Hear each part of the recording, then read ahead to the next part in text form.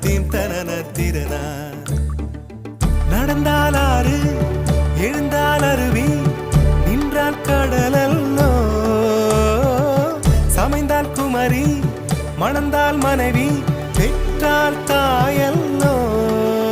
சிறு நதிகளே நதியிடும் கரைகளே கரை தொடும் நுரைகளே நுரைகளில் இவள் முகமே. சிறு நதிகள்